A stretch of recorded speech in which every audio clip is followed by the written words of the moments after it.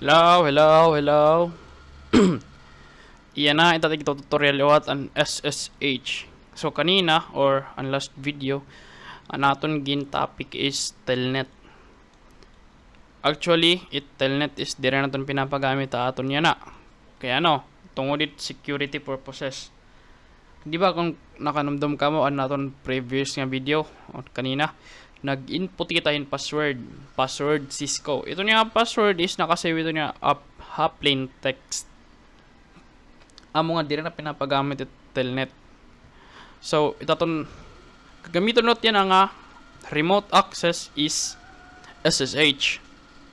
So mag-start na kita. Then naka-record na. Naka-record na. So notice niyo no kung communicate terminal is wala na may nagawas. Dire na kita magamit yung console cable. Magtitikang dahil kita ha remote access. Exit natin natin. So yung kita telnet 192.168.1.2.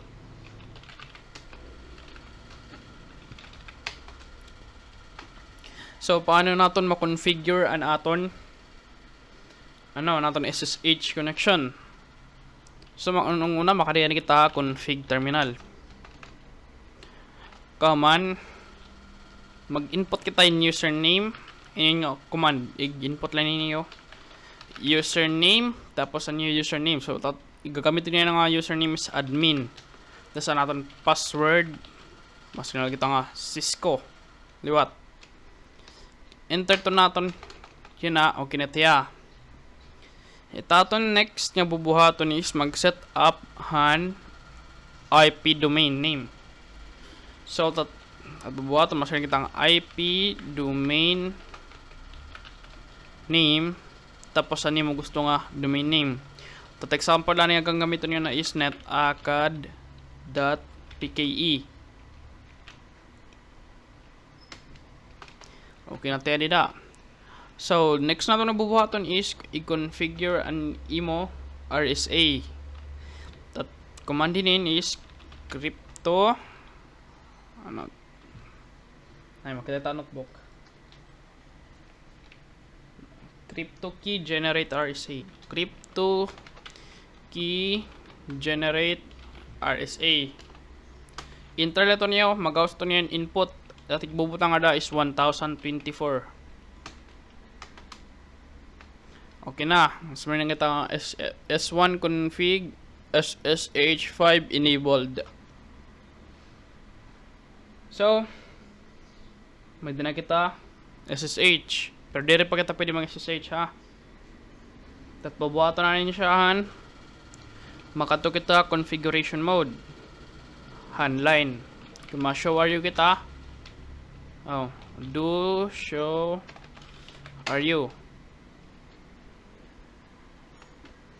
Kung makadi kita. Makita ka mo nga kuan. Anaton line VTY 04 tas may dito line VTY 515. So patanggalon nato na aton telnet ginayad kanina. Di na kita magamit kasi telnet, magamit na kita hin SSH permanente. Tatanggalon nato na to So mas na kita nga line VTY 015. Unahon nga gamit unahon nga command is may kita nga login local. Ito. Ano niya nga login local? Kung mag-access na kita niyan SSH, unang-unang nga magawas is maaro to yung login information. Tatigahatag nga login information na natin ginayad kanina nga nga username admin nga password Cisco. Amtot gamit it login local. Kaman, mas na kita nga no password Cisco. Ini nga no password Cisco is i-delete nato na aton ginayad kanina nga password ang kanang telnet. Kaman, it last this transport input para sa kanina pero dire na telnet SSH na. Amalatiya. Mag-save kita do WR. Amula. test naton. Mag-exit na nga kita. Enter na lang para diretso na. Ngayon, exit. Connection lost na. Mag-telnet kita outro. Madara pa ba telnet? I hope not. Di ko dumara pa nga ni telnet. Kasi kung may nakita sa'yo pa naton ginbuhat kanina nga. Kuan. Steps. Telnet. Anay. Sinta na lang. Oh, mari na. Connection to 192.168.1.2 closed by foreign host. Kita to nag-close sa. Magamit ka ng SSH na. Ano nung command dito? SSH. Ano command? Asin ito. SSH. Anong tawag gini? Dash ba ini? Basta ito. Dash or dash ba ito? Dash L.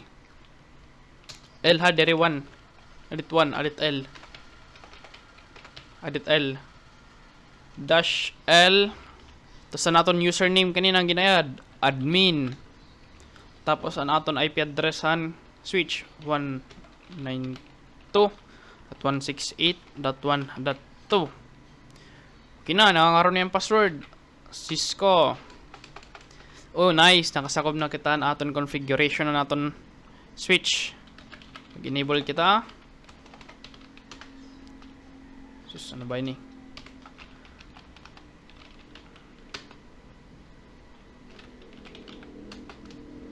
Kina, nadara na natin SSH.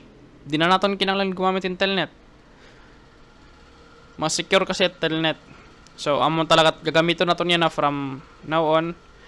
Bisan kan, ano, taton learning sa school live. So, magtitigan kita pag gamit yung SSH kada kung magre-remote kita, magre-remote access kita na aton mga device. So amo na nito yan na. Thank you.